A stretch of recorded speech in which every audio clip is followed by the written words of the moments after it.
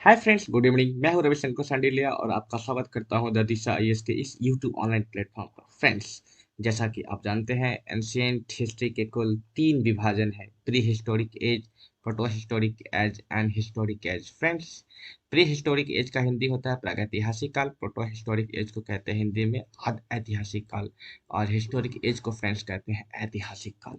Friends, जो वर्तमान में हम लोग प्री हिस्टोरिक एज पर चर्चा कर रहे हैं। प्री हिस्टोरिक एज पर करने के दौरान हम लोग जाना इतिहास का वह एरा जिसका फॉसिल सोर्स अवेलेबल हो और रिटेन सोर्स अवेलेबल ना हो, वह एरा प्री हिस्टोरिक एज के नाम से जाना जाता है। फ्रेंड्स, जैसा कि हम लोग लास्ट क्लास में जाना कि प्री हिस्टोरिक एज को 2 भाग में बांट कर पढ़ते हैं। एक है आपका स्टोन एज मतलब पाषाण काल, और एक है आपका ताम्र पाषाण काल मतलब copper age. Friends, last class में जाना कि स्टोन एज में मनुष्य कैसे अल्प विकसित से विकसित की ओर बढ़ा, कैसे मनुष्य पहाड़ों, जंगलों, गुफाओं आदि से निकलकर मनुष्य मैदानों में प्रवेश किया, कैसे मनुष्य कृषि से अवगत हुआ। फ्रेंड्स, इस तरह मनुष्य विकास के क्रम में ही था कि मनुष्य तांबे से अवगत हुआ, और ये तांबा कैसे इतिहास के स्वरूप को बदल दिया। तो आइए हम लोग इस सेशन में इस पार्ट को पढ़ते हैं। फ्रेंड्स, वीडियो के अंत तक बने रहिए। आप खुद को लाभान्वित महसूस करते हैं तो लाइक, सब्सक्राइब एंड शेयर करना ना भूलें। तो फ्रेंड्स, आइए हम लोग आज का सेशन स्टार्ट करते हैं। फ्रेंड्स, जैसा कि आप देख पा रहे हैं स्क्रीन पर, आज का जो टॉपिक है वो क्या है आपका कॉपर एज। कॉपर एज का मतलब क्या? ताम्र पाषाण काल। ताम्र पाषाण काल ताम्र पाषाण काल का मतलब क्या है? जैसा कि शब्द से मालूम चलता है, ताम्र पाषाण जो शब्द है वो 2 शब्दों से मिला है, ताम्र और पाषाण। ताम्र का मतलब जो है तांबा, पाषाण का मतलब है पत्थर। एक बात तो साफ हो गया यहाँ तक कि इस एज में जो मनुष्य है, पत्थर के साथ साथ तांबे का भी इस्तेमाल करना शुरू कर दिया। अतः इस एज को क्या बोलते हैं हम लोग? ताम्र पाषाण काल कहते हैं। फ्रेंड्स, इस एरा को हम लोग चाल्कोलिथिक एज भी कहते हैं, जहाँ चाल का मतलब है तांबा, लिथिक का मतलब है पत्थर, है ना। तो इस वर्ड से भी इसके अर्थ या इसका मतलब समझा जा सकता है। फ्रेंड्स फ्रेंड्स ताम्र पाषाण काल के ताम्र पाषाण के बारे में हम लोग अध्ययन करें फ्रेंड्स, तो हम लोग देखते हैं कि नव पाषाण युग के अंत होते होते धातु के रूप में तांबा का इस्तेमाल होने लग गया फ्रेंड्स, है ना। इससे ऐतिहासिक घटनाक्रम तेजी से बदला अपने स्वरूप मतलब ऐतिहासिक घटनाक्रम अपने तेजी से अपने स्वरूप को बदला। फलस्वरूप भारत प्री हिस्टोरिक एज से प्रोटो हिस्टोरिक एज में प्रवेश कर गया, है ना। तो फ्रेंड्स, हम कह सकते हैं इन तीनों लाइन को मिलाकर अगर हम कहें तो कॉपर एज जो है ना एक ट्रांजिट एरा बन जाता है। ट्रांजिट एरा किसके किसके मध्य का? तो प्री हिस्टोरिक एज का और प्रोटो हिस्टोरिक एज का। मतलब क्या हुआ? ट्रांजिट एरा मतलब संक्रमण एरा का मतलब क्या हुआ कि कॉपर एज में प्री हिस्टोरिक एज का भी कुछ तत्व दिखता है और प्रोटो हिस्टोरिक एज का भी कुछ तत्व मिलता है। इसलिए हम कॉपर एज को एक संक्रमण काल कहते हैं, प्री हिस्टोरिक एज का एंड प्रोटो हिस्टोरिक एज का। फ्रेंड्स, तांबे के प्रयोग से मानव के विकास का क्रम तेजी से सकारात्मक रूप से बदली। अतः संस्कृति का क्या हुआ? विकास हुआ। कल्चर, है ना, कल्चर का क्या हुआ?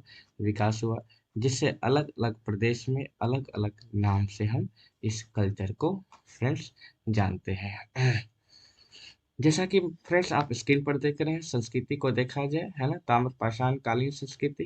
तो फ्रेंड्स, इसको 5 भाग में बांटते हैं। एक है आपका राजस्थान, महाराष्ट्र, साउथ इंडिया, है ना, north east India and Madhya Pradesh, जिसमें सबसे ज़्यादा इन्फ्लुएंस जो है वो मध्य प्रदेश, राजस्थान एंड महाराष्ट्र में दिखता है। फ्रेंड्स, तो आइए हम लोग बारी बारी से प्रत्येक राज्य का जो संस्कृति था उसके बारे में पढ़ते हैं फ्रेंड्स।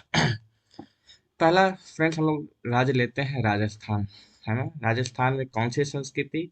तो बनास या आहार संस्कृति कहते हैं। तो पहला सवाल, बनास व आहार संस्कृति कैसी संस्कृति है? तो ताम्र पाषाण कालीन संस्कृति है।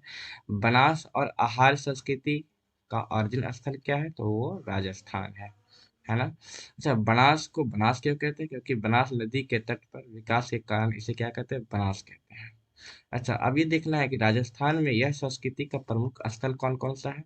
तो गिलुंद है, आहार है और बालथल है। गिलुंद, है ना। गिलुंद जो स्थल है, गिलुंद स्थल से क्या मिला है? पकी हुई ईंट मिली है। आहार, है ना। इसे ताम्रवंती भी कहते हैं, ताम्रवंती, है ना। ताम्रवंती का मतलब क्या हुआ कि साहब ये जो शब्द है ये तांबा से बना है। मतलब ये था कि इस प्लेस पर तांबा सर्वाधिक मिलता था, इसे इसलिए इसे ताम्रवंती भी कहते थे, या हम इसे आहार कहते हैं, है ना। बालथल को देखा जाए तो यहाँ पर क्या दिखा है, घर चार दीवारी से क्या था, घिरा हुआ था। तो इतना चीज जानना है राजस्थान के अंतर्गत, है ना। पहला चीज क्या है कि राजस्थान में कौन कौन सी संस्कृति थी, बनास या आहार। बनास क्यों कहते हैं, क्योंकि बनास नदी के तट पर था। यह जो संस्कृति है इसके जो स्रोत वो कहाँ कहाँ मिले हैं, गिलुंद, आहार और बालथल में। गिलुंद से क्या मिले, पकी हुई ईंट मिली है। आहार से क्या मिला, तांबा का भंडार मिला है ना। और आहार में एक चीज और देखना है यहाँ पे फ्रेंड्स, छूट गया है, वो क्या है, पत्थर के घर। पत्थर के घर भी क्या हुए हैं, मिले हैं फ्रेंड्स। अगला जो प्रदेश है वो अपना क्या है, मध्य प्रदेश है। मध्य प्रदेश में कौन कौन सी संस्कृति का विकास हुआ, तो कायथा एंड मालवा संस्कृति। अगर स्थल देखा जाए कौन कौन सा स्थल है, तो एक तो कैथाई है, एरन है, और क्या है, नौहातोली है। कैथा क्या है, तो फ्रेंड्स यहाँ देखना ये है कि जो कैथा प्रदेश है ना, ये हड़प्पा से पहले का, हड़प्पा के समकालीन एंड हड़प्पा के बाद का भी कुछ यहाँ पर क्या मिला है, अवशेष मिला है। अच्छा, एरन जो प्रदेश है, एरन से क्या हुआ, किलेबंद घर का साक्ष्य मिला है। हम लोग आगे पढ़ेंगे कि ये एरन जगह से ही पहला सती प्रथा का क्या मिलेगा, यहाँ से अभिलेख मिलेगा। अब है फ्रेंड्स नवातोली। नवातोली में क्या है फ्रेंड्स, घर दिखेगा तो वो क्या था, मिट्टी का था, बांस का, फूस का, और घर का आकार कैसा था, चौकोर था। मृद भांड मतलब मिट्टी के बने हुए बर्तन को क्या बोलते थे, मृद भांड कहते थे। इसका जो रंग था वो लाल एवं काले रंग का था। और मृद भांड पर ज्यामितीय आरेख मतलब ज्योमेट्रिकल स्ट्रक्चर वहां पर क्या होते हैं, मिलते हैं। अच्छा, मृद भांड सिंपल सी बात है, तो फसल को रखने के लिए मिट्टी के बर्तन बनाए गए होंगे, है ना। तो फसल का साक्ष्य भी क्या होता है, यहाँ से मिलते हैं फ्रेंड्स। अब आ जाइए हम लोग अगले प्रदेश में। अगला प्रदेश है फ्रेंड्स महाराष्ट्र। महाराष्ट्र में कौन संस्कृति सबसे फेमस, जोरवे संस्कृति फ्रेंड्स, है ना। और इससे सर्वाधिक सवाल भी पूछे जाते हैं। ये जोरवे संस्कृति का प्रमुख स्थल कौन सा है फ्रेंड्स, एक तो आपका क्या है, जोरवे है, नेवासा है, दैमाबाद है, इनाम गांव है ना। नवासा से फ्रेंड्स क्या मिला है, पटसन का साक्ष्य मिला है, पटसन, है ना।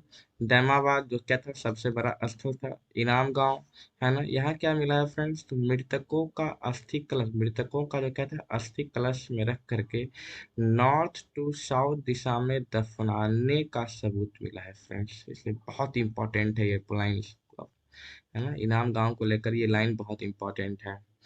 और यहाँ जो घर मिला है ना, वो 5 कमरों वाला घर मिला है ना।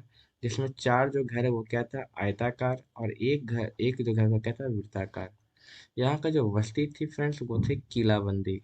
किलाबंदी की गई थी और वो खाई से घिरी हुई थी। और यहाँ पर फ्रेंड्स मातृ देवी की प्रतिमा मिली है, मातृ देवी की। तो फ्रेंड्स ये जो था ये महाराष्ट्र के क्षेत्र में संस्कृति था फ्रेंड्स। अब हम लोग आ जाइए अगले, north east friend. North east जो इंडिया है, नॉर्थ ईस्ट को से देखा जाए तो गंगा के सटे हुए जो प्रदेश थे यहीं पे मिले हैं फ्रेंड्स, है ना। उसके बाद साउथ इंडिया की अगर बात किया जाए, साउथ इंडिया में तो साउथ इंडिया का मतलब क्या, गोदावरी से साउथ की बात हो रही है यहाँ पर। तो कृषक से अलग यहाँ चरवाहा संस्कृति का विकास हुआ था, चरवाहा संस्कृति का।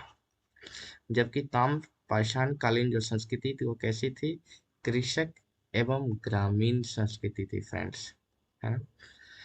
अब फ्रेंड्स कुछ जो नोट है वो कुछ मतलब नोट का मतलब कुछ इंपॉर्टेंट बातें इसको लेकर के फ्रेंड्स। तो ताम्र पाषाण काल को लेकर जो इम्पोर्टेंट बातें हैं वो पहला है आपका कि इसमें जो अनाज था वो प्रमुख क्या था, गेहूं, और क्या था फ्रेंड्स, चावल, है ना फ्रेंड्स।